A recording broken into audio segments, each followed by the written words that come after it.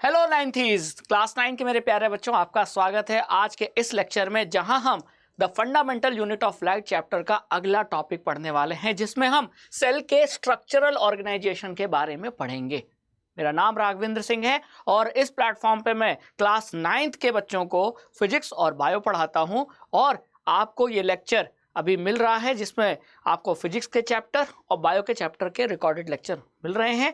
बीच बीच में live session भी आपको मिलता रहेगा, ठीक है। तो इस चैप्टर का मैंने पहला टॉपिक आपको पढ़ा दिया है, जहां आपने सेल के बारे में जाना, सेल को किसने खोजा, सेल की डिस्कवरी किसने की, है ना, कैसे की, और इतनी तमाम चीज़ों को जानने के बाद अब हम जब सेल के बारे में जान चुके हैं तो ये जान लेते हैं कि सेल किसका बना होता है, यानी सेल का स्ट्रक्चरल ऑर्गेनाइजेशन क्या है।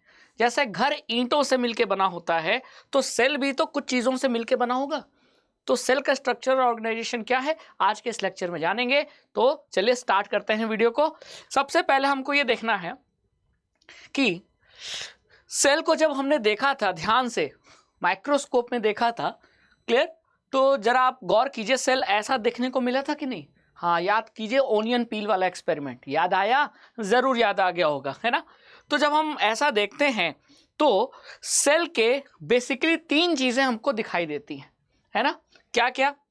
देखो, एक तो आप यहाँ देख पा रहे होगे, एक ये जो बाउंड्री जैसा स्ट्रक्चर है, ये है सेल का प्लाज्मा मेम्ब्रेन, जिसे सेल मेम्ब्रेन भी कह देते हैं, ठीक है, क्लियर। और फिर ये डॉट जैसा स्ट्रक्चर दिख रहा है, ये है सेल का न्यूक्लियस। और इस बाउंड्री और न्यूक्लियस के अगल बगल ये जो लिक्विड भरा रहता है, ये जो मैं डैश डैश से आपको डॉट डॉट डैश डैश से रिप्रेजेंट कर रहा हूं, ये लिक्विड होता है साइटोप्लाज्म, ठीक है। यानी कि अगर हम देखें तो सेल की एक बाउंड्री होती है जिसे सेल मेम्ब्रेन या प्लाज्मा मेम्ब्रेन कहते हैं। इसके अंदर लिक्विड भरा रहता है जिसे हम साइटोप्लाज्म कहते हैं। और सेल के अंदर एक राउंड स्ट्रक्चर होता है, इसे हम सेल का न्यूक्लियस कहते हैं। तो ये सेल मेम्ब्रेन, अंदर का लिक्विड साइटोप्लाज्म, और अंदर ये डॉट स्ट्रक्चर जो आप देख पा रहे हैं यहाँ, इसे न्यूक्लियस कहते हैं। तो सेल का स्ट्रक्चरल ऑर्गेनाइजेशन इन्हीं 3 चीज़ों से मिलके बना होता है। बेसिकली यही 3 चीज़ें होती हैं जो हर सेल में पाई जाती हैं। बात समझ में आ गई? क्लियर। तो मोस्ट ऑफ द सेल में सेल मेम्ब्रेन होता ही है, न्यूक्लियस होता ही है, साइटोप्लाज्म होता ही है। तो वही लिखा है कि if we study a cell under a microscope we would come across 3 features in almost every cell. और वो 3 फीचर, 3 स्ट्रक्चरल ऑर्गेनाइजेशन क्या है?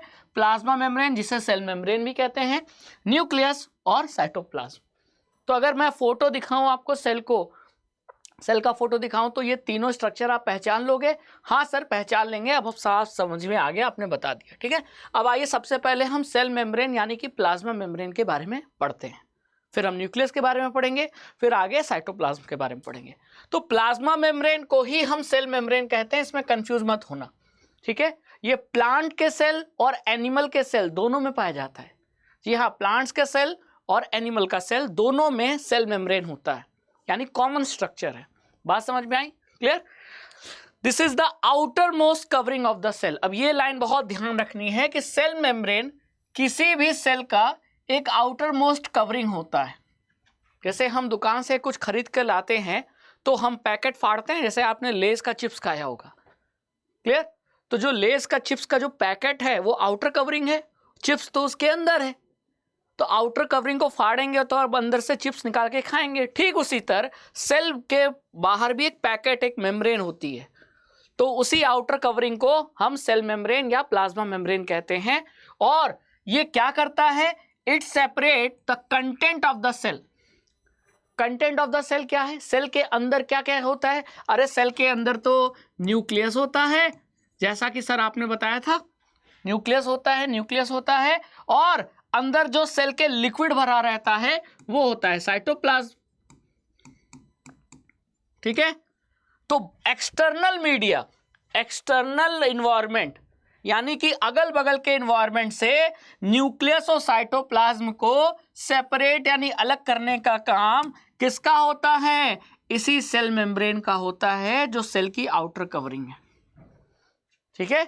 सेल के अंदर की चीजों को सेल के बाहर की चीजों से अलग करने का काम, सेपरेट करने का काम कौन कर रहा है? Cell membrane, that is plasma membrane, जो कि प्लांट में भी पाया जाता है सेल में, और एनिमल सेल में भी पाया जाता है ना।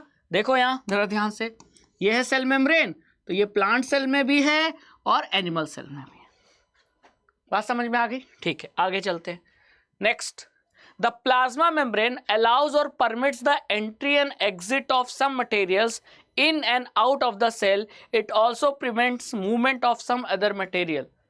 यानी कि कमाल की चीज है, कमाल की चीज ये है कि मान लेते हैं कि ये क्या है, ये सेल का सेल मेम्ब्रेन है, ठीक है। अब सेल के बाहर बहुत सारी चीजें हैं, ए है, फिर आपका बी है, फिर आपका सी है, ठीक है, फिर आपका डी है। क्लियर? तो सेल के बाहर 4 अलग अलग चीजें थी, इसीलिए मैंने 4 अलग अलग कलर से इसको रिप्रेजेंट किया, ठीक है। अब इनमें से कुछ चीजें एंट्री कर रही हैं, कहां? सेल के अंदर। क्लियर? मान लेते हैं ये जो सी है, ये सी अंदर भी था, सेल के अंदर भी था। क्लियर? तो कुछ चीजें एंट्री कर रही हैं सेल के अंदर और कुछ चीजें सेल से एग्जिट कर रही हैं। तो एंट्री और एग्जिट समझ में आ गया? एंट्री मतलब सेल के अंदर जाना और एग्जिट मतलब सेल से बाहर आना, ठीक है। तो ए का एंट्री हो रहा है, ए का एंट्री हो रहा है तो ए का एग्जिट भी हो सकता है, ये भी ध्यान रखना, ठीक है। अगर ए का एंट्री हो सकता है तो एग्जिट भी हो सकता है। क्लियर? तो ए की एंट्री हो रही है, सी का एग्जिट हो रहा है, तो सी की भी एंट्री हो सकती है। लेकिन यहां बी और डी की एंट्री और एग्जिट रुकी हुई है, यानी कि केवल ए बी सी डी में से केवल ए और सी की एंट्री और एग्जिट अलाउड है सेल मेम्ब्रेन से, बाकी दूसरे मटेरियल का मूवमेंट क्या है? अलाउड नहीं है। यानी सेल मेम्ब्रेन सभी को सेल के अंदर और सेल के बाहर नहीं जाने देता, कुछ को अलाउ करता है, कुछ को अलाउ नहीं करता। जैसे मान लीजिए कि आपको एग्जाम मतलब मूवी देखने जाना था, आपने टिकट लिया, 10 लोगों ने टिकट लेकर गए, ठीक है। अब उसी टिकट वाली लाइन में कुछ लोग ऐसे भी लगे थे जिनके पास टिकट नहीं था, तो जो गेट पर जो गार्ड है वो क्या करेगा? जिनके पास टिकट है उनको अंदर हॉल में जाने देगा और जिनके पास टिकट नहीं है उनको बाहर रोक देगा। यानी गार्ड एक तरीके का सेल मेम्ब्रेन है जो कुछ मटेरियल को तो अंदर जाने दे रहा है लेकिन कुछ को रोक दे रहा है। यानी सभी के लिए वो परमिएबल नहीं है, सेल मेम्ब्रेन सभी मटेरियल के लिए परमिएबल नहीं होता। बात समझ में आ गई? हाँ सर समझ में आ गई, ठीक है। और इसीलिए सेल मेम्ब्रेन को हम क्या कहते हैं कि वो नेचर में कैसा है? वो नेचर में सेलेक्टिवली परमिएबल मेम्ब्रेन है। तो प्लाज्मा मेम्ब्रेन, इस प्लाज्मा मेम्ब्रेन को ही सेल मेम्ब्रेन कहते हैं और वो नेचर में सेलेक्टिवली परमिएबल होती है। क्यों? क्योंकि कुछ सेलेक्टिव चीजों का ही एंट्री और एग्जिट अलाउ करती है और कुछ चीजों का वो एंट्री एग्जिट अलाउ नहीं करती। It also prevent movement of some other material. जैसे यहां मैंने आपको दिखाया कि ए और सी की एंट्री और एग्जिट तो अलाउ है, लेकिन बी और डी की ना एंट्री अलाउड है ना एग्जिट अलाउड है। किससे? प्लाज्मा मेम्ब्रेन यानी सेल मेम्ब्रेन से। तो बी और डी के लिए जो सेल मेम्ब्रेन है वो परमिएबल नहीं है, नॉट परमिएबल, लेकिन ए और सी के लिए परमिएबल है। तो कुछ के लिए है, कुछ के लिए नहीं है, इसीलिए हम कह रहे हैं कि सेल मेम्ब्रेन कैसा होता है? सेलेक्टिवली परमिएबल होता है। कुछ सेलेक्टेड चीजों के लिए ही वो परमिएबल रहता है, यानी उनकी एंट्री और एग्जिट अलाउ करता है, बाकियों को रोक देता है कि नहीं मैं जाने नहीं दूंगा। बात समझ में आई बात है ना? तो जैसे मान लीजिए ये सेल मेम्ब्रेन है, सेल मेम्ब्रेन के बाहर बहुत सारी चीजें हैं। अब इसमें से कौन सी चीजें अंदर जाएंगी, कौन सी नहीं जाएंगी? क्लियर? तो ब्लू तो जा रहा है, देखो ब्लू की एंट्री हो रही है ना, ब्लू मटेरियल तो अंदर जा रहा है, लेकिन ये रेड मटेरियल, ये ग्रीन मटेरियल, ये अंदर नहीं जा रहा है सेल के। क्यों? क्योंकि सेल का जो मेम्ब्रेन है, ये देखो ये मेम्ब्रेन है, ये कुछ चीजों के लिए, ब्लू के लिए तो परमिएबल है, रेड और ग्रीन के लिए परमिएबल नहीं है। इसका मतलब सेलेक्टिवली परमिएबल है। तो ये आपको कैरेक्टर याद रखना होगा कि cell membrane that is plasma membrane is selectively permeable in nature. ठीक है। How does the movement of substance takes place into the cell, how do substances move out of the cell. अब मान लेते हैं कि सेल मेम्ब्रेन कुछ substance के लिए तो परमिएबल है, तो वो जिन चीजों के लिए परमिएबल है वो एंट्री और वो एग्जिट कैसे करती है सेल के अंदर, सेल के अंदर एंट्री कैसे होती है और सेल से बाहर एग्जिट कैसे होती है उन मटेरियल्स का, आइए इसको समझते हैं। ठीक है। तो भाई कौन कौन से सब्सटेंस है जो एंट्री और एग्जिट करते हैं, तो उसमें एग्जाम्पल आता है कार्बन डाइऑक्साइड का, उसमें एग्जाम्पल आता है ऑक्सीजन का। दोनों क्या है, दोनों गैसेज हैं, दोनों क्या है, गैसेज हैं। तो सेल के अंदर कार्बन डाइऑक्साइड जाना है या सेल से बाहर आना है, ऑक्सीजन को अंदर जाना है, तो इनकी और एंट्री एग्जिट कैसे होगी, एंट्री एग्जिट किस फिनोमिना से कंट्रोल होगी, तो इनके लिए एक प्रोसेस काम करता है जिसे डिफ्यूजन कहते हैं। ठीक है। तो the substance like carbon dioxide और oxygen can move across the cell membrane by a process called diffusion. ठीक है। अब डिफ्यूजन का मतलब क्या है, तो मान लीजिए ये जो लाइन आप देख पा रहे हैं ये क्या है, ये सेल मेम्ब्रेन है। What is this, cell membrane. ठीक है, क्लियर। अब बाहर मान लेते हैं, बाहर की तरफ ये बाहर है, सेल के ये अंदर पोर्शन ये सेल मेम्ब्रेन, सेल मेम्ब्रेन तो आउटर कवरिंग होती है और इसके बाहर एक्सटर्नल इन्वायरमेंट। तो मान लेते हैं एक्सटर्नल इन्वायरमेंट में ऑक्सीजन ज्यादा था, ऑक्सीजन ज्यादा था।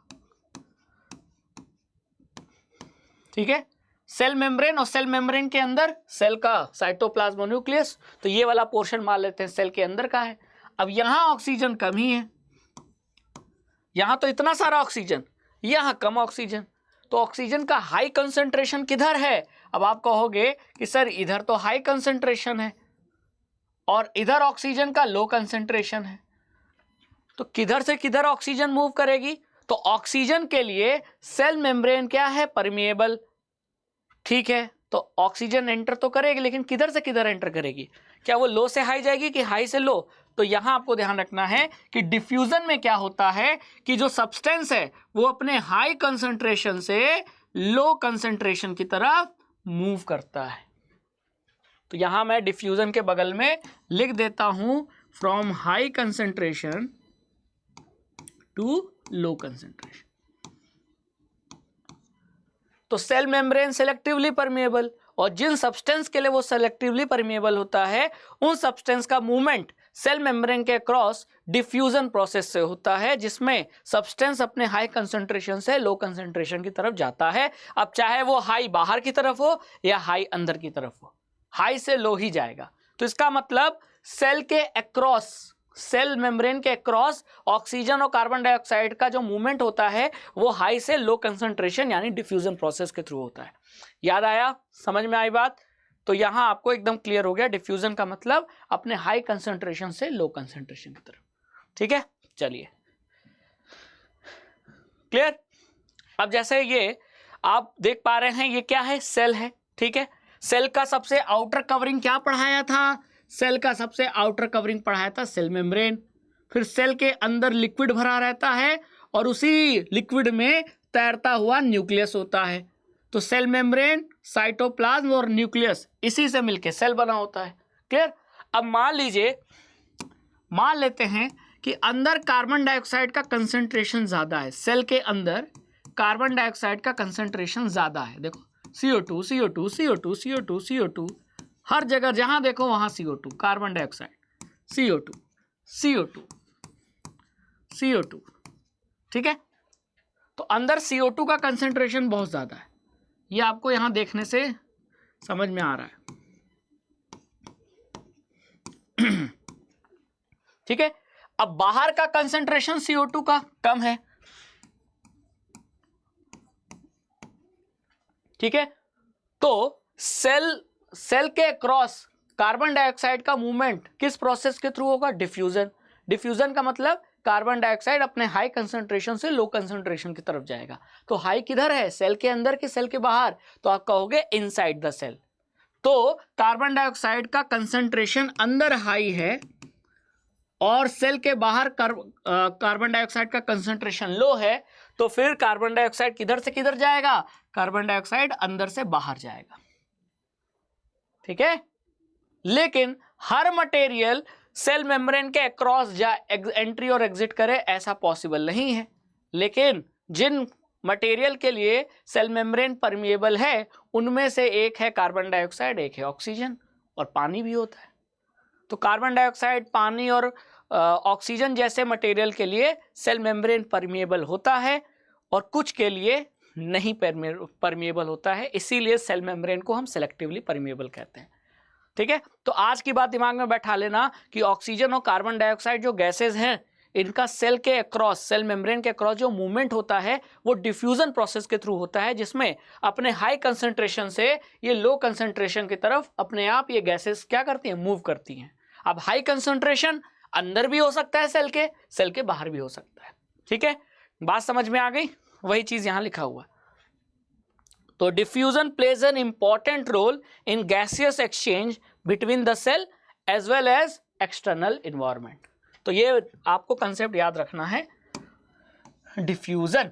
ठीक है, लेकिन पानी का क्या सर, पानी भी तो सेल के अंदर सेल के बाहर मूव कर सकता है, तो पानी कैसे मूव करेगा, वहां कौन सा प्रिंसिपल अप्लाई होगा, तो वहां भी प्रिंसिपल है डिफ्यूजन का। लेकिन जब पानी का मूवमेंट होता है डिफ्यूजन प्रोसेस से, तो यहां एक स्पेशल टर्म बोल दिया गया है, and that is osmosis. What is called, osmosis. तो osmosis is also a type of diffusion. Osmosis भी एक तरीके का डिफ्यूजन है। तो जब पानी का डिफ्यूजन होता है तो हम उसे डिफ्यूजन ना कहकर उसका स्पेशल नाम बुलाते हैं कि ये ऑस्मोसिस है। जैसे प्रधानमंत्री भी तो भारत के नागरिक हैं, लेकिन उनको एक स्पेशल नाम से बुलाया जाता है प्रधानमंत्री। हमको और आपको तो नहीं बुलाया जाता, हम भी भारतीय नागरिक हैं, है ना, उनका एक स्पेशल नाम दे दिया गया। ठीक उसी तरह पानी का भी मूवमेंट ऑक्सीजन और कार्बन डाइऑक्साइड गैसेस के थ्रू जैसे डिफ्यूजन से होता है, पानी का भी movement across the cell diffusion से होता है, लेकिन पानी के डिफ्यूजन को हम ऑस्मोसिस कहते हैं।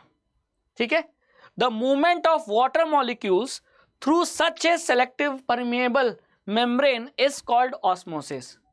और सेलेक्टिवली परमिएबल मेम्ब्रेन कौन था, सेल मेम्ब्रेन।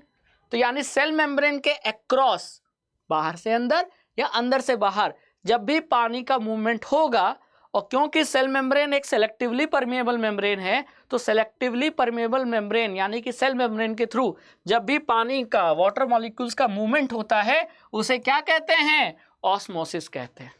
ठीक है, अब इसमें यह ध्यान रखना है कि पानी का मूवमेंट दोनों डायरेक्शन में होता है।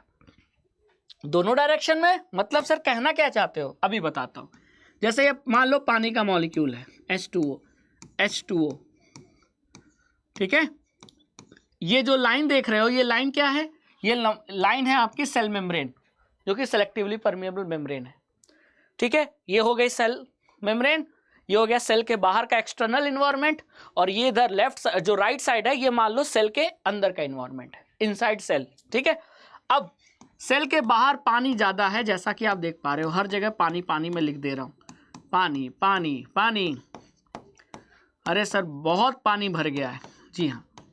ठीक है, H2O, पानी का मॉलिक्यूल फॉर्मूला यही होता है ना, H2O। और अंदर पानी का कंसंट्रेशन कम है।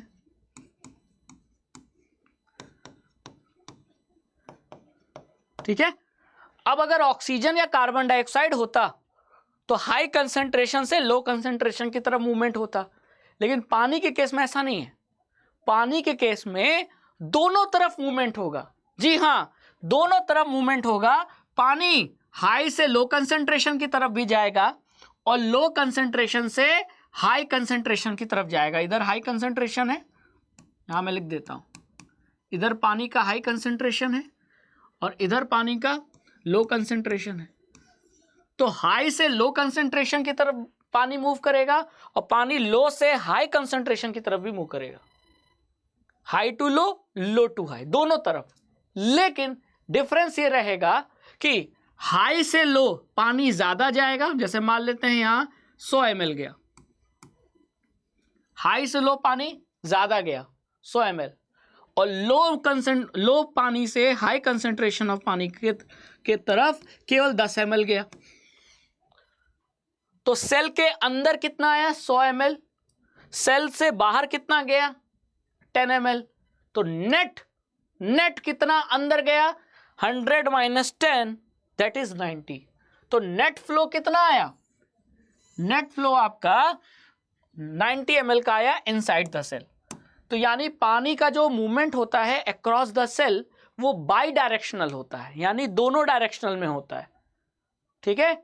लेकिन जब नेट मूवमेंट निकालोगे तो नेट मूवमेंट हमेशा हाई टू लो की तरफ आएगा, नेट मूवमेंट हमेशा हाई से लो की तरफ आएगा। तो सेल के अंदर कितना गया 100 ml, सेल के बाहर कितना गया 10 ml। तो जो नेट फ्लो आया, नेट फ्लो ऑफ वाटर, तो नेट फ्लो कितना आया 90 ml, किधर इनसाइड द सेल। बात समझ में आ गई। तो याद रखना ऑस्मोसिस प्रोसेस के थ्रू पानी का मूवमेंट होता है अक्रॉस द सेल, और इस मूवमेंट में दोनों तरफ मूवमेंट होता है पानी का, यानी कि हाई से लो भी और लो से हाई भी। लेकिन नेट मूवमेंट किधर होता है, नेट मूवमेंट हाई से लो ही होगा जैसे डिफ्यूजन में होता है। बात समझ में आ गई, क्लियर। चलिए, the movement of water across the plasma membrane is also affected by the amount of substance dissolved in water। यानी पानी में अगर हम कोई चीनी और नमक जैसा सब्सटेंस क्या कर दें, मिला दें, तो उससे मूवमेंट ऑफ वाटर पर असर पड़ता है। मूवमेंट की रफ्तार, पानी की जो मूवमेंट की रफ्तार थी वो तेज भी हो सकती है, कम भी हो सकती है, उसका डायरेक्शन भी रिवर्स हो सकता है।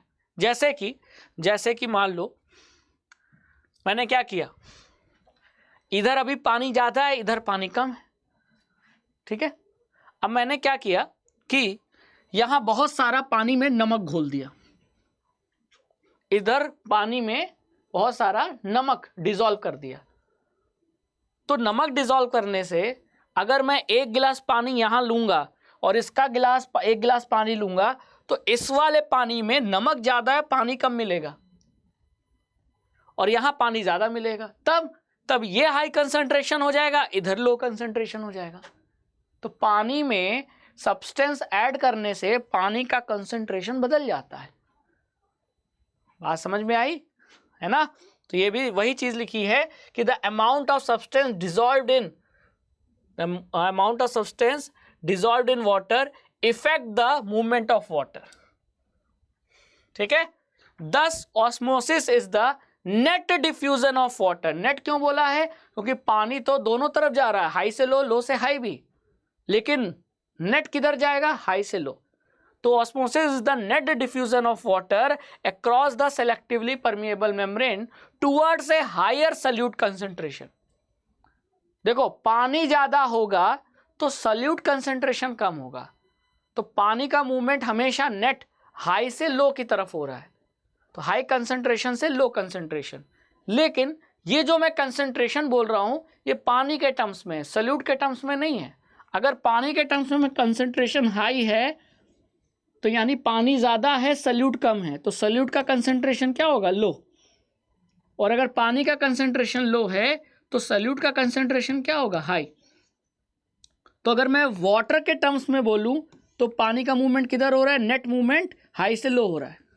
लेकिन अगर सल्यूट के टर्म्स में देखोगे तो ये लो टू हाई हो रहा है। तो वही लिखा है कि टुवर्ड्स हायर सल्यूट कंसंट्रेशन, क्योंकि सल्यूट मतलब चीनी, नमक, ये सब क्या है, पानी में जो हम ऐड करते हैं सब्सटेंस, वो सल्यूट होता है। तो सल्यूट ज़्यादा ऐड करने से पानी की क्वांटिटी क्या होती रहती है, सल्यूट में ज़्यादा डालूंगा तो पानी का कंसंट्रेशन क्या हो जाएगा, कम। कैसे कम होगा, एक गिलास पानी था, उस एक गिलास पानी से अगर मैं एक चम्मच पानी निकालूं तो उस चम्मच में सारा पानी पानी है। लेकिन अब उसी एक गिलास में मैंने 5 चम्मच नमक डाल दिया। अब उस पानी से अगर मैं 1 चम्मच पानी निकालूं तो उस 1 चम्मच पानी में अब पानी कम है, नमक ज़्यादा हो गया। तो यानी कि पानी में सब्सटेंस सल्यूट ऐड करने से पानी का कंसंट्रेशन कम हो रहा है। बात समझ में आ गई, क्लियर। तो वही चीज़ अब समझ में आ गई होगी आपको कि अगर मैं बोल रहा हूं कि ज़्यादा पानी से कम पानी की तरफ जा रहा है तो कम पानी के तरफ, इसका मतलब सल्यूट ज्यादा है। ठीक है, समझ में आई? तो ऑस्मोसिस पानी के लिए यूज करते हैं वर्ड। जब सेल के क्रॉस ऑस्मोसिस मूवमेंट होता है, यानी ऑस्मोसिस होता है, यानी पानी का मूवमेंट होता है, तो वो मूवमेंट दोनों डायरेक्शन में होता है, लेकिन नेट मूवमेंट जो होता है वो हमेशा हाई पानी के कंसंट्रेशन से लो पानी के कंसंट्रेशन की तरफ होता है। और हाई पानी का कंसंट्रेशन को हम बोल सकते हैं लो सल्यूट कंसंट्रेशन। ठीक है, टुवर्ड्स हाई सल्यूट कंसंट्रेशन। बात समझ में आ गई? ठीक है। What will happen if we put an animal cell or a plant cell into a solution of sugar or salt in water? क्या होगा अगर हम एनिमल या प्लांट सेल को एक ऐसे पानी में रखें जिसमें हमने सॉल्ट या शुगर को डिसॉल्व कर रखा है। सोल्यूशन ऑफ शुगर और सॉल्ट इन वाटर, यानी चीनी पानी या नमक पानी, ऐसे सोल्यूशन में अगर सेल को डाल दें तो सेल का क्या होगा? तो आइए देखते हैं। यहां देखो 3 पॉसिबिलिटीज है।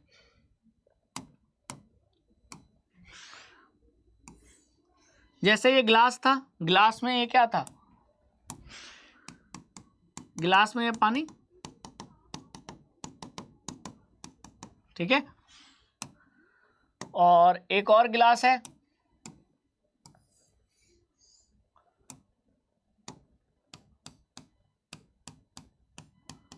ध्यान से देखना, और उस पानी में शुगर भी है या सॉल्ट है, कुछ भी मान लो।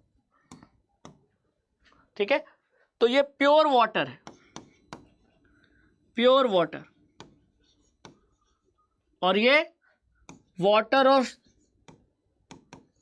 वाटर प्लस शुगर का ये क्या है? सॉल्यूशन। यहाँ नीला नीला पानी है, ग्रीन ग्रीन कलर का शुगर है। शुगर वैसे ग्रीन नहीं होता, लेकिन मैंने बना दिया। ठीक है, अब ये पूछ रहा है कि अगर हम, इस क्वेश्चन में क्या पूछा गया बच्चों? क्वेश्चन में पूछा गया है कि अगर किसी एनिमल या प्लांट सेल को, किसी एनिमल या प्लांट सेल को अगर हम किसी ऐसे सॉल्यूशन में पुट कर दें, पानी और चीनी या पानी और नमक वाले सॉल्यूशन में ऐड कर दें, तो क्या होगा? तो इसको समझने के लिए हमें यहाँ 3 ऑप्शन दिए गए हैं, यानी 3 पॉसिबिलिटीज हैं। अगर हम पानी में डालें या पानी चीनी या पानी शुगर वाले सॉल्यूशन में अगर किसी सेल को ऐड करें तो 3 पॉसिबिलिटी है। क्या पॉसिबिलिटी है देख लेते हैं। तो one of the following 3 things could happen. पहली पॉसिबिलिटी क्या है कि if the medium surrounding the cell has a higher water concentration, यानी कि मैंने क्या किया, सेल को एक ऐसे सॉल्यूशन में डाला जिस सॉल्यूशन में पानी ज्यादा था, तो सेल के बाहर पानी ज्यादा है, सेल के अंदर पानी कम है, तो ऐसे सॉल्यूशन को हम क्या कहेंगे? Hypotonic solution. तो क्या देखने को मिलेगा? तो सेल के बाहर पानी ज्यादा, सेल के बाहर पानी का कंसंट्रेशन ज्यादा, सेल के अंदर ये हो गया हाई, सेल के अंदर पानी का कंसंट्रेशन लो। यही है ना, यही बोला है ना कि if the medium surrounding the cell, तो ये सेल है और सेल के सराउंडिंग में ये मीडियम हो गया, has a higher water concentration. तो मीडियम में अगल बगल सेल के जो मीडियम है उसमें पानी का कंसंट्रेशन ज्यादा है और सेल के अंदर पानी का कंसंट्रेशन लो है, तो फिर क्या होगा? तो हमको पता है कि पानी का मूवमेंट ऑस्मोसिस के थ्रू होता है, तो पानी बाहर से अंदर भी जाएगा और अंदर से बाहर भी जाएगा, लेकिन बाहर से अंदर ज्यादा जाएगा और अंदर से बाहर कम जाएगा। तो नेट मूवमेंट किधर हो रहा है? नेट मूवमेंट तो अंदर हो रहा है, यानी पानी बाहर के सराउंडिंग मीडियम से पानी नेट मूवमेंट किधर हो रहा है? सेल के अंदर। तो यानी सेल के अंदर पानी भर रहा है। जैसे बैलून को नल से लगा दो, नल चालू कर दो तो सारा पानी भरेगा तो बैलून फूलेगा, ठीक उसी तरह अब आपका सेल के अंदर पानी भर रहा है तो सेल स्वेल करेगा। तो ऐसे सॉल्यूशन को, सेल के ऐसे सॉल्यूशन को जहां सेल के अंदर पानी भरने लगे, ऐसे सॉल्यूशन को हम क्या कहते हैं? Hypotonic solution. तो अगर सेल को हम हाइपोटोनिक सोल्यूशन में रखेंगे तो क्या देखने को मिलेगा, सेल के अंदर पानी का नेट मूवमेंट होगा और इसके वजह से सेल क्या होगा, स्वेल करेगा। और अगर एनिमल सेल होगा तो स्वेल करते करते फट जाएगा, बस्ट कर जाएगा। लेकिन प्लांट सेल होगा तो वो फूलते फूलते मतलब वो हो जाएगा, टर्जिड हो जाएगा, मतलब सख्त तो हो जाएगा लेकिन फटेगा नहीं। क्यों, आगे पता चलेगा। समझ में आ गया। तो हाइपोटोनिक सोल्यूशन मतलब एक ऐसा सोल्यूशन जिसमें पानी ज़्यादा है और ऐसे सोल्यूशन में सेल को रखने पर सेल के अंदर पानी भरने लगता है, पानी अंदर जाने लगता है, नेट मूवमेंट पानी का अंदर। नेट क्यों बोला, क्योंकि मूवमेंट तो दोनों तरफ हो रहा है लेकिन दोनों का नेट मूवमेंट निकालोगे तो अंदर ही पाओगे। तो उसके वजह से सेल फूलने लगती है और फूल कर वो फट भी सकती है और नहीं भी फट सकती है, डिपेंड करेगा कि वो एनिमल सेल है कि प्लांट सेल। मतलब वही वाला केस कि किशमिश को पानी में डुबो दो तो क्या होगा, फूल जाएगी, बस वही केस। क्यों, पानी अंदर चला जाएगा। ठीक है, चलो। और अगला केस क्या है, अगर मैं सेल को एक ऐसे सोल्यूशन में रखूं जहां सेल का सराउंडिंग जो वाटर कंसेंट्रेशन है वो एग्जैक्टली वैसा है जैसा सेल के अंदर है। यानी सेल के अंदर जो कंसेंट्रेशन है, सेल के अंदर जो पानी का कंसेंट्रेशन है वो बाहर के पानी के कंसेंट्रेशन के बराबर है। तो जितना पानी बाहर से अंदर आएगा, जितना पानी बाहर से अंदर आएगा उतना पानी अंदर से बाहर जाएगा। 100 ml पानी अंदर आया, 100 ml पानी बाहर गया, तो नेट मूवमेंट क्या आया, 0। मतलब जैसा सेल था वैसा ही रहेगा, ना सेल श्रिंक करेगा ना सेल स्वेल करेगा, सेल का शेप और साइज वैसा ही रहेगा। क्यों, क्योंकि नेट मूवमेंट तो 0 है पानी का। तो if the medium has exactly the same water concentration as the cell, यानी सेल का और बाहर के मीडियम का यानी इन्वायरमेंट का अगर वाटर कंसेंट्रेशन सेम है तो नेट मूवमेंट पानी का ऑस्मोसिस के थ्रू जो नेट मूवमेंट होगा वो 0 होगा। There will be no net movement of water. ठीक है, there will be no net movement of water. और ऐसे सोल्यूशन को हम आइसोटोनिक सोल्यूशन कहते हैं। लेकिन तीसरा कंडीशन, अगर हमने सेल को एक ऐसे मीडियम में रख दिया जहां पानी का कंसंट्रेशन सेल के कंपैरिजन में बहुत कम है, if the medium has lower cell concentration, lower concentration of water than the cell, यानी कि सेल में कंसंट्रेशन ज्यादा है, सेल में पानी का कंसंट्रेशन हाई है और सराउंडिंग में सेल पानी का कंसंट्रेशन कम है। तो सेल में, सेल के अंदर पानी ज्यादा और सराउंडिंग मीडियम में जिसमें हमने सेल को रखा उस मीडियम में पानी का कंसंट्रेशन कम है। तो पानी तो दोनों तरफ जाएगा, हाई से लो भी और लो से हाई भी, लेकिन नेट मूवमेंट किधर होगा, नेट मूवमेंट जो होगा वो हाई टू लो होगा, यानी अंदर से बाहर।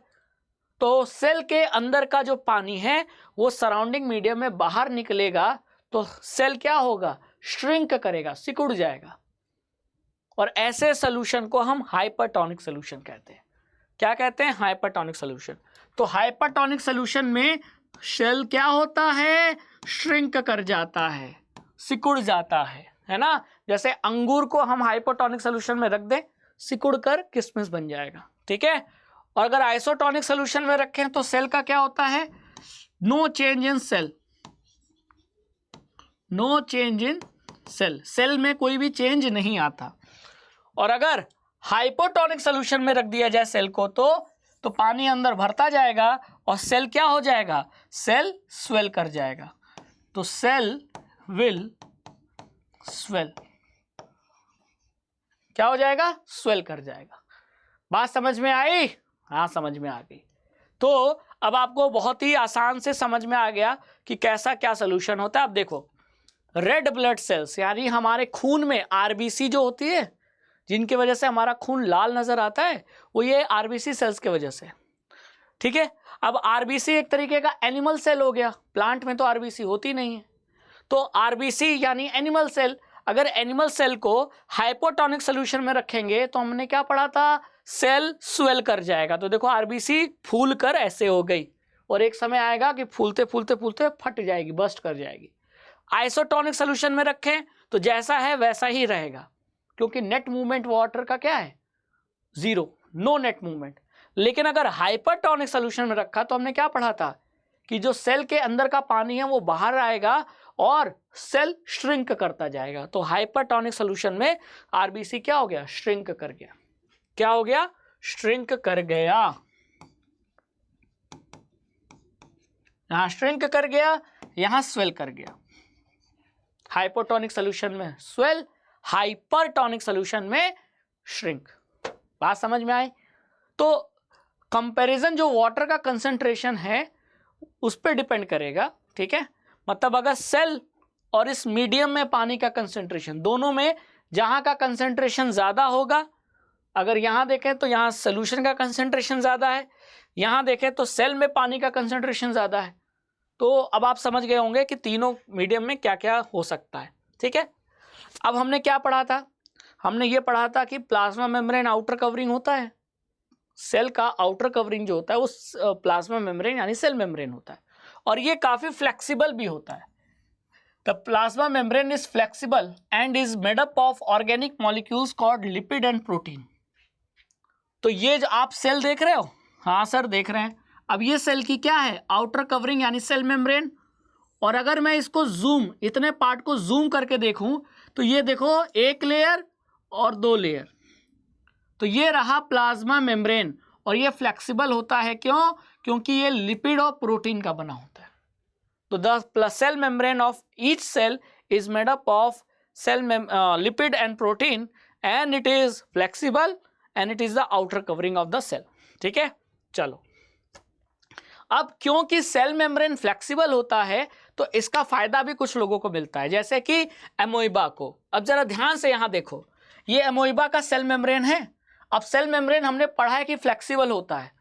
The flexibility of cell membrane also enables the cell to engulf in food and other material from its external environment. अब क्योंकि सेल मेम्ब्रेन फ्लेक्सिबल होता है तो इसका फायदा कुछ ऑर्गेनिज्म उठाते हैं खाने को अंदर लेने के लिए, जैसे ये एमोइबा देख पा रहे हैं। हाँ सर ये एमोइबा है। अब एमोइबा अपने खाने को, ये रहा उसका खाना, कैसे देखो उसको कैसे निगल रहा है, तो अपने प्लाज्मा मेम्ब्रेन जो कि फ्लेक्सिबल है उसको बढ़ाकर फूड को गले लगा ले रहा है, ऐसे पकड़ ले रहा है, कहाँ जाओगे बेटा, और फिर बॉडी के अंदर। तो इसमें कौन सी क्वालिटी थी ऐसी एमोइबा में कि जिसने इसको खाने को निगलने में हेल्प किया? और वो क्वालिटी थी कि एमोइबा का जो सेल मेम्ब्रेन था वो क्या था, फ्लेक्सिबल था। और इसी फ्लेक्सिबल के कारण एमोइबा अपने खाने को एंगल्फ कर लेता है और इस प्रोसेस को हम कहते हैं एंडोसाइटोसिस। तो amoeba acquires it food through endocytosis, through endocytosis. और एंडोसाइटोसिस में क्या ऐसी चीज थी जो एंडोसाइटोसिस में हेल्प की एमोइबा को? वो थी प्लाज्मा मेम्ब्रेन की फ्लेक्सिबिलिटी, ठीक है। देखो देखना, प्लाज्मा मेम्ब्रेन फ्लेक्सिबल है तो किसी भी डायरेक्शन में मुड़कर आकर खाने को घेर लिया। अब खाना एमोइबा के अंदर। बात समझ में आ गया? तो एमोइबा खाता है खाने को निगल के, और वो निगलने में हेल्प करता है उसका प्लाज्मा मेम्ब्रेन, जो एंगल्फ करने में हेल्प करता है, और इस प्रोसेस को एंडोसाइटोसिस कहते हैं, ठीक है। चलिए, तो सेल मेम्ब्रेन के बारे में हमने पढ़ लिया, लेकिन सेल मेम्ब्रेन के साथ साथ एक चीज और पढ़नी है, सेल वॉल। सेल वॉल केवल प्लांट सेल में होता है, एनिमल सेल में नहीं होता, लेकिन सेल मेम्ब्रेन दोनों में होता है। मैंने स्टार्टिंग में भी बोला था कि cell membrane is present in both animal and plant cell, but cell wall is present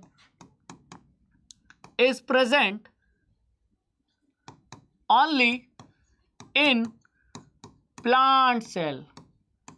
केवल प्लांट सेल में प्रेजेंट होता है ये सेल वॉल। बात समझ में आई? हाँ, अगर मैं कहूं कि एनिमल के सेल में, तो एनिमल के सेल में केवल सेल मेम्ब्रेन होता है, सेल वॉल नहीं होता। लेकिन प्लांट सेल में सेल मेम्ब्रेन भी होता है, और सेल मेम्ब्रेन के बाहर यानी उसके भी बाहर एक और कवरिंग होती है, और वो होती है सेल वॉल की। तो plant cell in addition to the plasma membrane यानी cell membrane have another rigid outer covering called cell wall. तो यानी एनिमल का सेल तो एक लेयर से बना है, लेकिन प्लांट का सेल 2 लेयर से बना है। इस 2 लेयर में जो अंदर वाली लेयर है वो सेल मेम्ब्रेन है और जो बाहर वाली लेयर है वो सेल वॉल है। ठीक है, तो ये बाहर वाली जो लेयर है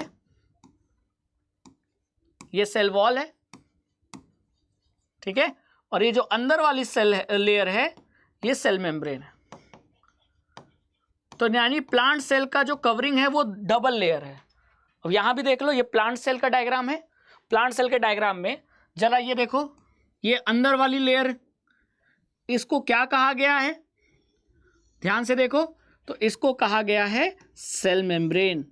और ये जो बाहर ये येलो कलर की जो लेयर है, ये है ना, ये लेयर दिख रही है आपको? हाँ सर दिख रही है। ये जो लेयर है ये क्या है, ये देखो यहां बताया गया है कि ये सर सेल वॉल है। तो ये लेयर सेल वॉल के अंदर सेल मेम्ब्रेन। तो प्लांट सेल में 2 लेयर होती है, 2 कवरिंग होती है। Outer is cell wall, inner is cell membrane. और एनिमल सेल में सिर्फ सेल मेम्ब्रेन होता है। तो ये एक तरीके का डिफरेंस भी है between animal and plant cell. अगर आपसे पूछा जाए तो आप बता सकते हो। चलिए, सेल वॉल के बाद आगे चलते हैं। अब सेल वॉल क्या है? Cell wall lies outside the plasma membrane, हमने पढ़ लिया। The plant cell wall is mainly composed of cellulose. अब प्लांट सेल में ये जो सेल वॉल पाया जाता है ये सेल्यूलोज का बना होता है। तो cell wall of plant are made up of cellulose. Cellulose क्या है? सेल्यूलोज एक कॉम्प्लेक्स सब्सटेंस है जो प्लांट के सेल को स्ट्रक्चरल स्ट्रेंथ देता है। क्योंकि अपने आप में ये सेल वॉल क्या होता है? रिजिड। क्योंकि किसका बना होता है? सेल्यूलोज का। ये देखो सेल्यूलोज के फाइबर दिख रहे हैं, यही है सेल्यूलोज। तो क्योंकि प्लांट का जो सेल वॉल है वो रिजिड होता है सेल्यूलोज के कारण, और रिजिड होने की वजह से ये सेल वॉल प्लांट के सेल को स्ट्रक्चरल स्ट्रेंथ यानी मजबूती प्रदान करता है, मजबूती देता है ना। जैसे मान लीजिए कि आपको क्या करना था, आपको शर्ट है ना, शर्ट हम लोग घरों में टांगते हैं, खूंटी पे टांगते हैं, और क्या कहते हैं दरवाजे के पीछे हम हैंगर लगा देते हैं, उस पर टांगते हैं। तो हैंगर मजबूती से शर्ट को पकड़ा रहे, इसके लिए हैंगर को दीवार से बहुत अच्छे से ठोक कर रखते हैं, क्योंकि कील अगर निकल गई तो हैंगर गिर जाएगा, कपड़ा भी गिर जाएगा। तो रिजिड उसको सपोर्ट कौन दे रहा है? वो कील। तो बस उसी तरह प्लांट के सेल को स्ट्रक्चरल सपोर्ट देने के लिए काम सेल वॉल करता है, और ये रिजिड होता है इसीलिए सपोर्ट दे पाता है। और रिजिड क्यों होता है? क्योंकि ये सेल्यूलोज का बना होता है। सेल मेम्ब्रेन किसका बना था? लिपिडोप्रोटीन, याद करना।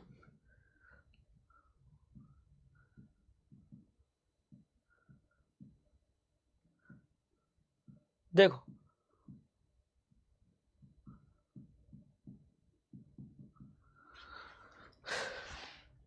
कहाँ गया वो लेयर, देखो मैं बता देता हूं।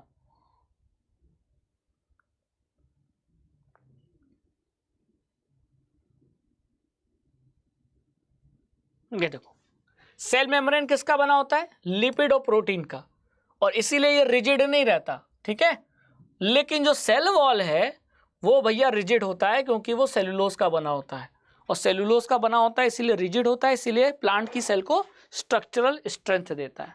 बात समझ में आ गई? क्लियर? अब अगर मैं किसी प्लांट सेल को हाइपरटोनिक सोल्यूशन में रख दूं, हाइपरटोनिक सोल्यूशन में क्या हुआ था? सेल का जो पानी है अंदर का वो बाहर निकल रहा था, जिसके कारण सेल क्या कर रहा था? श्रिंक कर रहा था। तो ये प्लांट सेल, ठीक है, शुरुआत में कैसा था? शुरुआत में ऐसा था,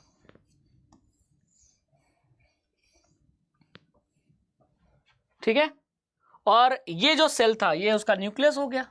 प्लांट सेल ऐसा था, लेकिन जब हमने इस प्लांट की सेल को हाइपरटोनिक सोल्यूशन में रखा तो ऑस्मोसिस की वजह से पानी का मूवमेंट हुआ, लेकिन नेट मूवमेंट किधर से किधर हुआ? अंदर से बाहर की तरफ। तो अगर सेल के अंदर का पानी बाहर चला जाएगा तो सेल क्या हो जाएगा? श्रिंक। लेकिन क्या देख रहे हो, ये जो सेल वॉल है ये अपनी जगह पर ही है, ये श्रिंक नहीं हुआ, केवल ये जो अंदर का साइटोप्लाज्म था वो सिकुड़ गया, इतना सा हो गया। तो सेल वॉल क्यों नहीं सिकुड़ा? क्योंकि वो रिजिड होता है ना। तो श्रिंकेज और contraction of the content of the cell away from the cell wall. अभी तक यहाँ पास पास था, ये देखो सेल वॉल और इसके पास ये सेल का कंटेंट था, लेकिन जब हमने प्लांट सेल को हाइपरटोनिक सोल्यूशन में डाला तो जो प्लांट सेल का कंटेंट था उसमें से पानी बाहर आ गया, तो जो सेल का कंटेंट है, साइटोप्लाज्म है, वो सिकुड़ गया और सेल वॉल से दूर चला गया। देखो इतने पर आ गया, लेकिन सेल वॉल अपनी जगह पर है। और अगर आप इसमें हाइपोटोनिक सोल्यूशन है, हाइपोटोनिक सोल्यूशन में अगर सेल को रख दो तो फिर पानी अगेन दोबारा क्या होगा, पानी अंदर भरेगा और ये चीज वापस स्वेल करके इसके किनारे पर चिपक जाएगी, लेकिन सेल वॉल अपनी जगह ही रहेगा, सेल वॉल हिलेगा नहीं। बात समझ में आई मेरे बच्चा? ठीक है, तो सेल वॉल में श्रिंकेज नहीं होता। सेल प्लांट सेल को अगर आप हाइपरटोनिक या हाइपोटोनिक, दोनों हाइपर या हाइपोटोनिक सोल्यूशन में रखो तो सेल वॉल अपनी जगह पर रहेगा, वो श्रिंक या वो स्वेल नहीं करेगा। सेल वॉल के अंदर का जो कंटेंट है वो श्रिंक या स्वेल करेगा। बात समझ में आ गई? क्लियर? चलो, cell wall permit the cell of plants, fungi and bacteria to withstand very dilute external media without bursting. In such medium the cells tend to take up water by osmosis. यानी कि अगर animal cell को हम hypotonic solution में रख दें, जैसे RBC को रखा था, तो क्या हुआ था, हाइपोटोनिक सोल्यूशन में पानी सेल के अंदर मूव करेगा ऑस्मोसिस के कारण, और स्वेल क्या करेगा, सेल स्वेल करेगा। सेल जो है वो स्वेल करते करते फूलते फूलते एक समय ऐसा आएगा कि बर्स्ट कर जाएगा, फट जाएगा। क्यों? क्योंकि एनिमल सेल में तो बाहर सेल मेम्ब्रेन होती है, वो इतना रिजिड नहीं होती। लेकिन अगर आप किसी प्लांट के सेल को अगर हाइपोटोनिक सोल्यूशन में रख दिया तो क्या होगा, तो अंदर पानी भरता जाएगा, जिससे अंदर का कंटेंट फूलते फूलते फूलते फूलते एक समय ऐसा आएगा कि ये सेल वॉल को टच करेगा कि नहीं, और सेल वॉल को टच करेगा तो सेल वॉल पर प्रेशर लगाएगा, और सेल वॉल भी उतना ही प्रेशर अपोजिट डायरेक्शन में लगाएगा, और इस कारण प्लांट का सेल कभी नहीं फटेगा, हाइपोटोनिक सोल्यूशन में भी वो बर्स्ट नहीं करेगा। ठीक है, बात समझ में आई? The cell swells building up pressure against the cell wall, the wall exert equal pressure against the swollen cell, because of their wall cells can withstand much greater changes in the surrounding medium than animal cell. तो animal cell के comparison में अपने बाहर होने वाले पानी के ज़्यादा चेंज को कौन बर्दाश्त कर लेता है, प्लांट सेल। क्यों? क्योंकि प्लांट सेल में एक रिजिड स्ट्रक्चर पाया जाता है, लेयर पाया जाता है, जो है सेल वॉल। ठीक है, सेल वॉल रिजिड होता है, अपनी जगह से नहीं हिलता, इसीलिए अंदर चाहे कितना भी पानी भरता चला जाए, जैसे मान लो ये कमरा है, जिस कमरे में मैं पढ़ा रहा हूँ, अब मान लो इस कमरे में मैं पानी भरता चला जाऊँ, है ना, तो पानी भरते भरते भरते एक समय ऐसा आएगा कि इस पूरे कमरे में पानी भर जाएगा, और वो पानी इस कमरे के दीवालों पर क्या लगाएगा, प्रेशर। तो बदले में दीवाल भी पानी पर क्या लगाएगा, प्रेशर। तो यानी कि दीवाल सख्त है तो पानी के प्रेशर को झेल लेगी। ठीक उसी तरह समझो कि ये दीवाल नहीं है, ये सेल वॉल है, और अंदर सेल का कंटेंट।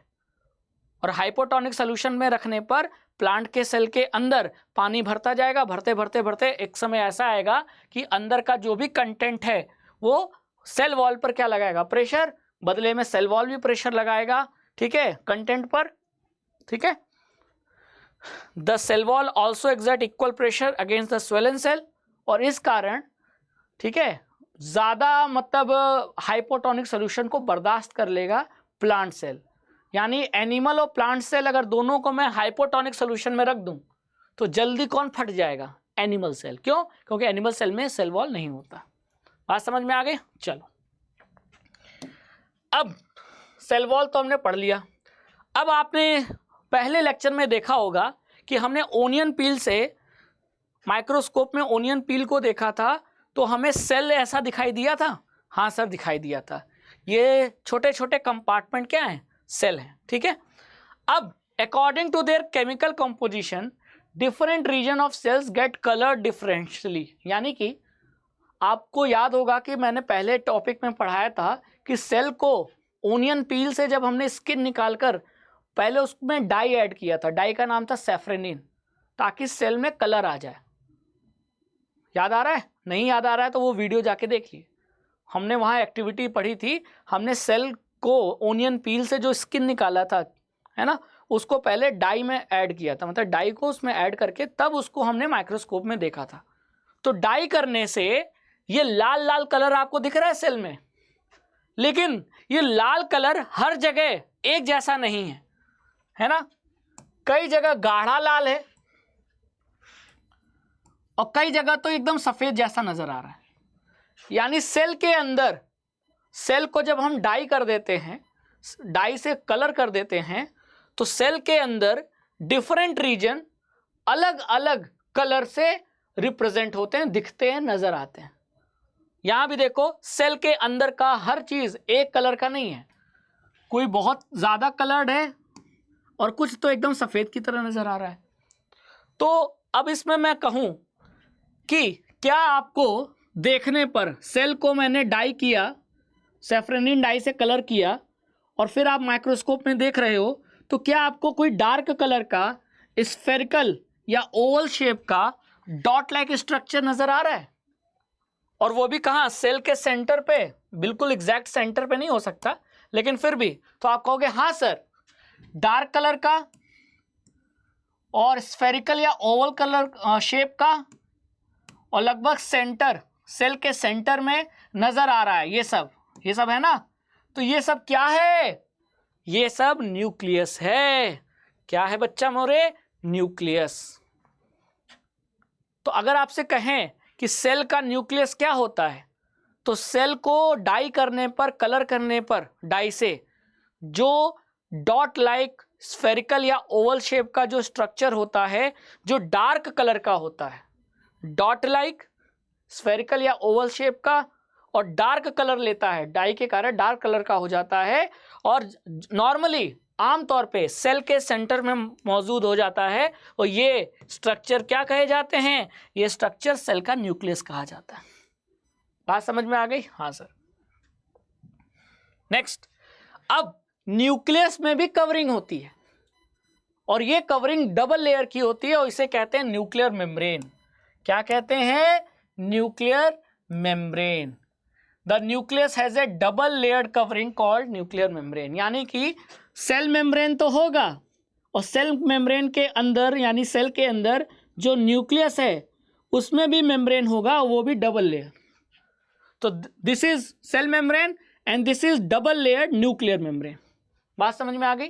तो न्यूक्लियस की भी अपनी एक कवरिंग होती है, अपना एक एनवलप होता है, डबल लेयर का होता है। द न्यूक्लियर मेम्ब्रेन हैज पोर, और इस न्यूक्लियर मेम्ब्रेन पर छोटे छोटे छेद होते हैं, जैसा कि आपको नजर आ रहा है, ये देखो। तो अगर ये न्यूक्लियर मेम्ब्रेन है तो इसमें ये पोर नजर आ रहे हैं। तो ये पोर क्या करते हैं? इनसे क्या होता है?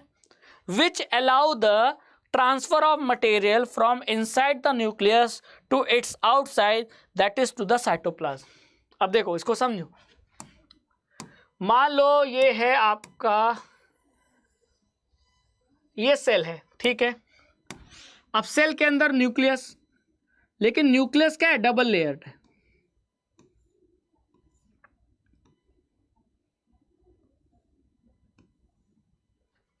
ठीक है, सेल क्या, न्यूक्लियर क्या था? न्यूक्लियस डबल लेयर्ड है। अब इस डबल लेयर में कहीं कहीं छेद है, पोर है, ठीक है, ये पोर है। तो पोर से क्या होता है? न्यूक्लियस के अंदर की जो चीजें होती हैं, न्यूक्लियस के अंदर की जो चीजें होती हैं वो बाहर साइटोप्लाज्म में, और साइटोप्लाज्म से चीजें न्यूक्लियस के अंदर जा सकती हैं। वही चीज लिखा है कि nuclear membrane has pore which allow, वो अलाउ करता है transfer of material from inside the nucleus to outside cytoplasm. ठीक है, ये क्या था? ये एरिया तो साइटोप्लाज्म था, और न्यूक्लियस के अंदर की चीजें न्यूक्लियस के बाहर जा रही हैं साइटोप्लाज्म में, और ये कैसे हो पा रहा है? न्यूक्लियस के पोर के कारण हो पा रहा है। ठीक है, चलिए अब हमारे न्यूक्लियस में ही क्रोमोसोम पाया जाता है। तो ये सेल के अंदर न्यूक्लियस, और न्यूक्लियस के अंदर ऐसे शेप के क्या हैं? बहुत सारे क्रोमोसोम है। दिख रहा है आपको? हाँ सर, दिख रहा है। देखो अंदर बहुत सारे क्रोमोसोम है। which are visible as rod shape structure which only when the cell is about to divide। अब ये सेल को जब डिवाइड होना होता है, यानी एक सेल से जब बहुत सारे सेल बनने होते हैं, तो जो न्यूक्लियस के अंदर जो क्रोमोसोम है वो आपको रॉड लाइक स्ट्रक्चर्स के फॉर्म में दिखाई देता है। ठीक है, तो जैसे यहाँ आप देखो, ये क्या है, ये देखो, ये है सेल, सेल के अंदर डबल लेयर न्यूक्लियर मेम्ब्रेन का न्यूक्लियस है ना, और फिर न्यूक्लियस के भी अंदर क्रोमोसोम।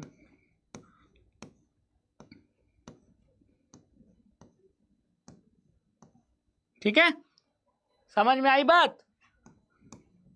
सेल, सेल की outer covering cell membrane, cell membrane के अंदर साइटोप्लाज्म, और साइटोप्लाज्म में तैरता हुआ न्यूक्लियस, न्यूक्लियस में भी कवरिंग डबल लेयर की, और न्यूक्लियस के अंदर क्रोमोसोम जो कि दिखता है रॉड जैसा जब सेल को डिवाइड होना होता है। ठीक है, और इसी क्रोमोसोम में पाया जाता है डीएनए प्रोटीन। यानी क्रोमोसोम किसका बना होता है? Chromosome is made up of DNA and protein. बात समझ में आई? Chromosome is made up of DNA and protein, और यही डीएनए हमारा हेरिडिटी इंफॉर्मेशन, हमारी जेनेटिक इंफॉर्मेशन को अगले जनरेशन तक कैरी करता है। तो माँ बाप के कुछ कैरेक्टर बच्चों में आते हैं डीएनए की वजह से। कहाँ पाया जाता है? क्रोमोसोम में। क्रोमोसोम कहाँ पाया जाता है? न्यूक्लियस में। न्यूक्लियस कहाँ पाया जाता है? सेल के अंदर। बात समझ में आ गई? तो chromosome is made up of DNA and protein. ठीक है, chromosome contain information for inheritance of character from parents to next generation in the form of DNA, जिसका नाम है डीऑक्सीराइबो न्यूक्लिक एसिड। तो क्रोमोसोम जिस डीएनए से बना होता है वो डीएनए में ही हमारी जेनेटिक इंफॉर्मेशन स्टोर होती है। ठीक है, तो सेल, सेल के अंदर न्यूक्लियस, न्यूक्लियस के अंदर क्रोमोसोम, और क्रोमोसोम को भी जूम करके देखोगे, क्रोमोसोम को भी जूम करके बड़ा करके देखोगे तो उसमें ये धागे नजर आते हैं, ये डीएनए के धागे हैं, और साथ ही साथ इसमें प्रोटीन भी रहता है। तो डीएनए का फुल नाम मत भूलना, डीऑक्सीराइबो न्यूक्लिक एसिड। डीएनए की तरह आरएनए भी होता है, हायर क्लास में पढ़ोगे। ठीक है, DNA molecules contain the information necessary for constructing and organising cell. Functional segment of DNA are called gene. अब जो करेक्टर या इंफॉर्मेशन एक जनरेशन से दूसरे जनरेशन जो ट्रांसफर होते हैं वो ऐसे होते हैं कि डीएनए बनाता है क्या? डीएनए सेगमेंट की तरह होता है। जैसे ये डीएनए है, ये देखो ये डीएनए है, डबल हेलिक्स डीएनए ऐसा होता है ना। तो ये डीएनए का क्या है? सेगमेंट है, हेलिक्स है। ठीक है, अब डीएनए में प्रोटीन बनाने की कैपेसिटी होती है, लेकिन डीएनए का हर हिस्सा प्रोटीन नहीं बनाता है, डीएनए का कुछ हिस्सा ही प्रोटीन बनाता है। तो डीएनए का वो पार्ट जो फंक्शनल है और प्रोटीन बना सकता है उसे ही जीन कहते हैं। ठीक है, तो जैसे मान लो कि ये पूरा डीएनए है, ये पूरा डीएनए था, लेकिन यहां से यहां तक डीएनए तो बहुत लंबा है, लेकिन केवल यहां से यहां तक का जो डीएनए का सेगमेंट है ना, फंक्शनल सेगमेंट ऑफ डीएनए। तो फंक्शनल इसीलिए है क्योंकि उस सेगमेंट से आगे चल के क्या बन सकती है, उसमें इंफॉर्मेशन छुपी है प्रोटीन बनाने की, और प्रोटीन से हमारे आगे चल के क्या डिसाइड होते हैं? कैरेक्टर। तो माँ बाप के कैरेक्टर बच्चों को कैसे मिलेंगे? जब प्रोटीन बनेगा। प्रोटीन कैसे बनेगा? डीएनए का एक हिस्सा प्रोटीन बनाएगा। तो डीएनए का वो हिस्सा जो प्रोटीन बना रहा है, मतलब वो हिस्सा फंक्शनल है, काम का है, उसी हिस्से को जीन कहते हैं। तो डीएनए और जीन में बस इतना सा अंतर है, द फंक्शनल सेगमेंट या functional part of DNA is known as gene. DNA का यानी हर हिस्सा, हर सेगमेंट फंक्शनल नहीं होता, लेकिन जो हिस्सा फंक्शनल होता है उतने हिस्से को हम जीन कह देते हैं। बात समझ में आ गई? हाँ सर। चलिए, in a cell which is not dividing, अगर सेल डिवाइड कर रहा है तो क्रोमोसोम नजर आएगा रॉड लाइक स्ट्रक्चर में, लेकिन अगर सेल डिवाइड नहीं कर रहा है तो आपका जो डीएनए है ना वो क्रोमोसोम नहीं, तब वो धागे की तरह नजर आएगा, और उस धागे को हम कहते हैं क्रोमेटिन मटेरियल या क्रोमेटिन फाइबर। तो chromatin material is visible as entangled mass of thread like structure. तो ये आप सेल देख रहे हैं, हाँ। अब इसके अंदर आप देखो, सेल नहीं है, ये न्यूक्लियस है, सॉरी ये न्यूक्लियस है, इसके बाहर सेल होगा, सेल बहुत बड़ा, सेल के अंदर न्यूक्लियस, और न्यूक्लियस के अंदर देखो ये रेड कलर का धागा नजर आ रहा है, तो थ्रेड लाइक स्ट्रक्चर, इसी को क्रोमेटिन कहते हैं और इसी में डीएनए है। लेकिन जब इस सेल को या न्यूक्लियस को जब डिवाइड होना होता है, सेल जब डिवाइड होना होता है, तो यही क्रोमेटिन क्रोमोसोम के फॉर्म में दिखता है। तो सेल डिवाइड होना है तो आपका जो डीएनए है वो क्रोमोसोम के फॉर्म में दिखेगा, और सेल को डिवाइड नहीं होना है तो फिर वो क्रोमेटिन जैसे धागे के फॉर्म में दिखेगा। ठीक है, तो whenever the cell is about to divide, the chromatin material gets organized into chromosome। अब ये उलझा हुआ थ्रेड लाइक धागे जैसा स्ट्रक्चर है, लेकिन जब सेल को डिवाइड होना होता है तो ये सारा धागा ऑर्गेनाइज हो जाता है और वो क्रोमोसोम का शेप ले लेता है। सेल को डिवाइड होना है तो क्रोमोसोम नजर आएगा, सेल को डिवाइड नहीं होना है तो न्यूक्लियस में आपको क्रोमेटिन नजर आएगा। ठीक है, तो ये दोनों क्रोमोसोम भी और क्रोमेटिन भी दोनों न्यूक्लियस के अंदर होते हैं, सेल के अंदर नहीं। सेल के अंदर न्यूक्लियस, न्यूक्लियस के अंदर भी क्रोमेटिन और क्रोमोसोम होते हैं। ठीक है, लेकिन कुछ ऑर्गेनिज्म जैसे कि बैक्टीरिया में न्यूक्लियर रीजन को देख पाना मुश्किल होता है। जैसे मैंने आपको यहां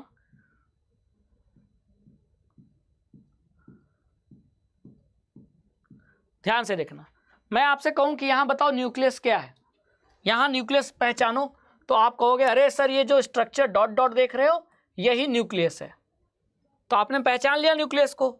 लेकिन अगर मैं आपको बैक्टीरिया का सेल दिखाऊं तो उस बैक्टीरिया के सेल में आपको न्यूक्लियस नहीं पहचानने को मिलेगा, बहुत मुश्किल हो जाएगा, क्योंकि जो न्यूक्लियर का एरिया होता है वो पुअरली डिफाइंड होता है। मतलब आप देखकर बता नहीं पाओगे न्यूक्लियस कहाँ है, क्योंकि कोई स्पेसिफिक जगह नहीं होती, क्योंकि न्यूक्लियर मेम्ब्रेन है ही नहीं। न्यूक्लियस के बाहर तो न्यूक्लियर मेम्ब्रेन होता है ना, लेकिन बैक्टीरिया में न्यूक्लियर मेम्ब्रेन नहीं होता। तो जब न्यूक्लियर मेम्ब्रेन ही नहीं है तो न्यूक्लियस कहाँ है ये कैसे पता चलेगा? तो बहुत मुश्किल से नजर आता है। तो ऐसे रीजन में जहां हम कह सकते हैं यहीं कहीं होगा न्यूक्लियस, तो उस न्यूक्लियर रीजन को हम क्या कहते हैं? न्यूक्लियोइड कहते हैं। Such an undefined nuclear region containing only nucleic acid is called nucleoid, है ना। यानी कि हम में या प्लांट की सेल में आप देखकर बता दोगे ये देखो न्यूक्लियस है, लेकिन बैक्टीरिया के सेल को देखकर आप ये नहीं बता पाओगे कि बैक्टीरिया के सेल के अंदर न्यूक्लियस है कहाँ, एग्जैक्ट लोकेशन नहीं बता पाओगे। हाँ, आप ये कह सकते हो यहीं आसपास कहीं होगा, यानी वो रीजन जहां आसपास आपको लग रहा है कि न्यूक्लियस है, तो वो undefined poorly developed nuclear region is known as nucleoid. ठीक है, तो ये बैक्टीरिया में ये वाला रीजन आपको लग रहा है कि ये यहां डीएनए हो सकता है, तो हम कह रहे हैं कि हाँ ये न्यूक्लियोइड है। बात समझ में आ गई? तो प्रोकैरियोटिक बैक्टीरिया एक प्रोकैरियोटिक सेल है, और प्रोकैरियोटिक सेल में न्यूक्लियस नहीं होता, वहां आपको न्यूक्लियोइड कहना पड़ता है। न्यूक्लियस नहीं होता, न्यूक्लियस जैसा न्यूक्लियोइड होता है। बहुत इंपॉर्टेंट है ये। ठीक है, चलिए क्लियर। तो अब यहां हम प्रोकैरियोट और यूकैरियोट के बीच में डिफरेंस थोड़ा देख लेते हैं। प्रोकैरियोटिक वो होते हैं जिनका सेल मेम्ब्रेन भी होता है और उसके साथ साथ न्यूक्लियर मेम्ब्रेन भी होता है, सॉरी नहीं होता है। प्रोकैरियोट मतलब ऐसे सेल जिनमें न्यूक्लियर मेम्ब्रेन नहीं होता। तो न्यूक्लियर मेम्ब्रेन नहीं होता तो न्यूक्लियस की एग्जैक्ट लोकेशन पता लगाना मुश्किल होता है।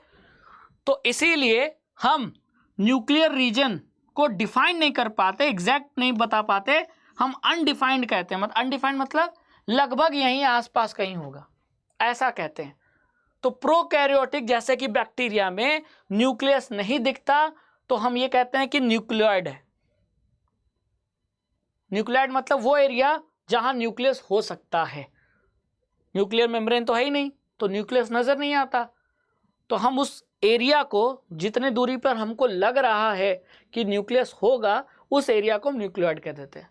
तो ये प्रोकैरियोटिक में होता है। लेकिन यूकैरियोटिक में तो न्यूक्लियस के बाहर डबल लेयर्स न्यूक्लियर मेम्ब्रेन होता है ना, तो ऐसे ऑर्गेनिज्म को यूकैरियोट्स कहेंगे। तो यूकैरियोट्स में जैसे हम आ गए, प्लांट्स आ गए, तो अगर हमारे बॉडी से सेल निकाला जाएगा तो सेल के अंदर जो न्यूक्लियस होगा उसमें न्यूक्लियर मेम्ब्रेन होगा, और उसके वजह से आप न्यूक्लियस को आइडेंटिफाई कर लोगे कि ये देखो ये रहा न्यूक्लियस, जबकि प्रोकैरियोटिक सेल में पता पाना मुश्किल है। अब जैसे आपके सामने ये दो सेल है, तो दोनों सेल में बताओ यूकैरियोटिक प्रोकैरियोटिक कौन सा है, तो आप कहोगे सर ये यूकैरियोटिक है। क्यों? क्योंकि देखते ही पता चल गया, अरे साला ये तो क्या बात है, ये तो न्यूक्लियस है, बता दिया आपने। लेकिन यहां बताओ न्यूक्लियस कहाँ है, तो आप ये कह सकते हो कि इस एरिया के आसपास ही न्यूक्लियस होगा, मतलब ये आपका न्यूक्लियोइड है। क्या है? न्यूक्लियोइड है।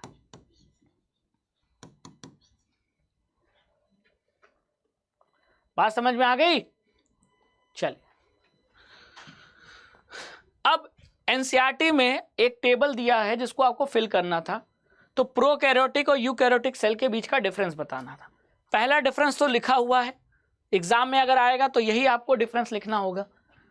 प्रोकैरियोटिक सेल का जो साइज होता है वो बहुत छोटा होता है, जनरली स्मॉल। कितना? 1 माइक्रोमीटर। 1 माइक्रोमीटर मतलब 10⁻⁻⁶ मीटर था। लेकिन यूकैरियोटिक सेल्स का जो साइज होता है वो जनरली बड़ा होता है, 5 से 100 माइक्रोमीटर।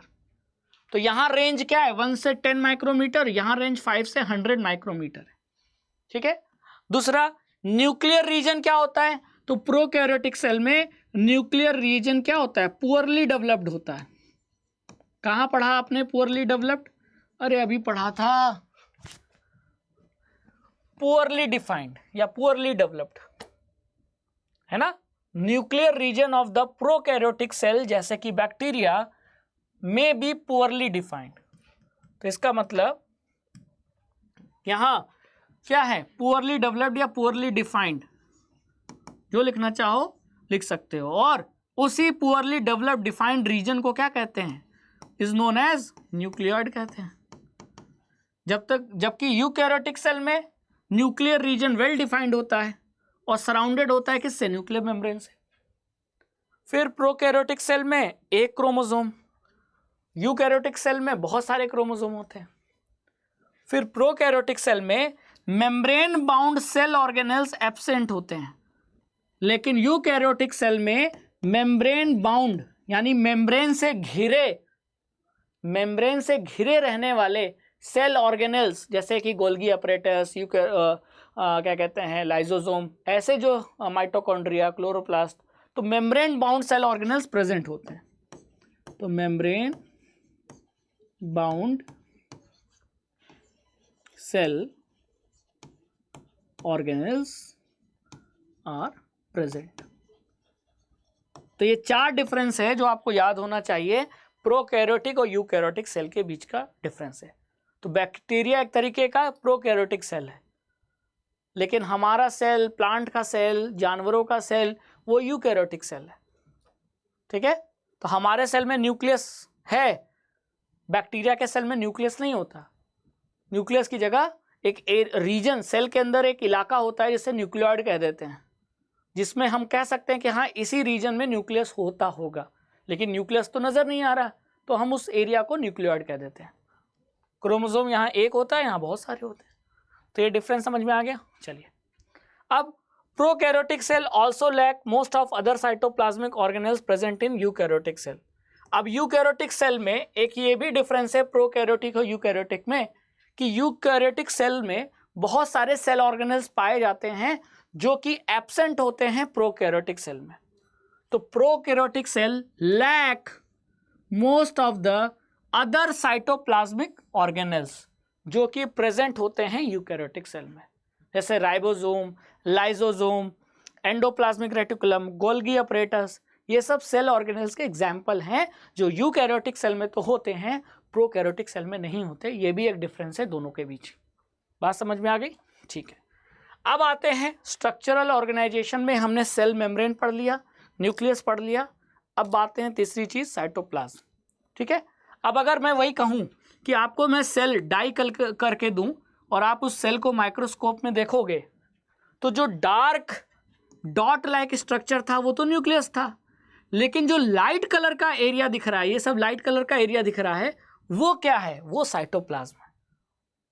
तो सेल को स्टेन करने पर, डाई करने पर जो एरिया लाइट कलर का होता है, जो लिटिल स्टेन लेता है, वही साइटोप्लाज्म होता है। ठीक है, क्लियर। अब साइटोप्लाज्म एक तरीके का फ्लूइड है, लिक्विड है। तो cytoplasm is the fluid content inside the plasma membrane. तो सेल का जो सेल मेम्ब्रेन कवरिंग है, उसके अंदर जो फ्लूइड भरा होता है, उसी को साइटोप्लाज्म कहते हैं।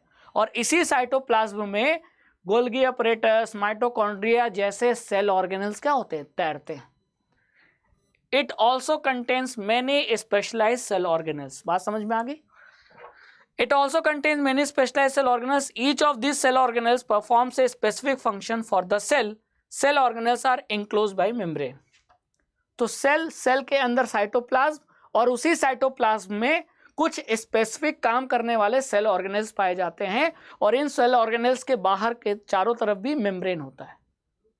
ठीक है, क्लियर। यानी कि अगर ये सेल है, सेल के भी अंदर ये मान लेते हैं कि नीला कलर का क्या है, साइटोप्लाज्म। अब इसके अंदर,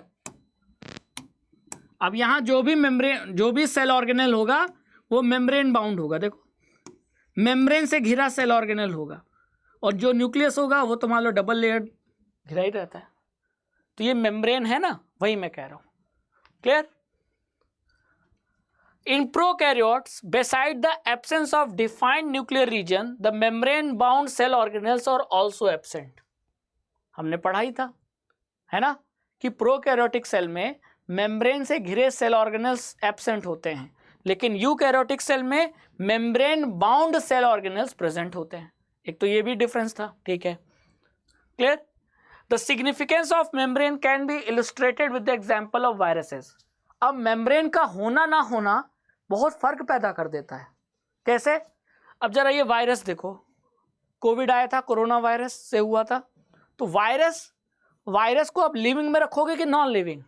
तो बेटा वायरस कभी कभी लिविंग की तरह बिहेव करता है, कभी कभी नॉन लिविंग की तरह बिहेव करता है। ऐसा क्यों? यही मेम्ब्रेन का कमाल है ना। Viruses lack any membrane and hence do not show characteristic of life until they enter a living body and uses its cell machinery to multiply. Virus के पास सेल मेम्ब्रेन नहीं होता तो ये नॉन लिविंग की तरह बिहेव करता है। Non living मतलब इसके पास जान नहीं है, जैसे लकड़ी, जैसे लोहा, है ना, जैसे प्लास्टिक। लेकिन जैसे ही ये किसी दूसरे लिविंग बॉडी के अंदर एंटर कर जाता है, जैसे कोरोना का वायरस जब तक बाहर था तब तक नॉन लिविंग, लेकिन जैसे हमारे बॉडी में एंटर कर गया तो वो हमारे बॉडी को यूज कर कर अपने आप को मल्टीप्लाई करने लगता है, यानी रिप्रोडक्शन करने लगता है, और तब ये लिविंग बन जाता है। तो वायरस को बाहर नॉन लिविंग किसने बनाया? मेम्ब्रेन के एब्सेंट होने के कारण नॉन लिविंग था। तो viruses lack any membrane, membrane ना होने के कारण ये वायरस जब तक बाहर था तब तक नॉन लिविंग था।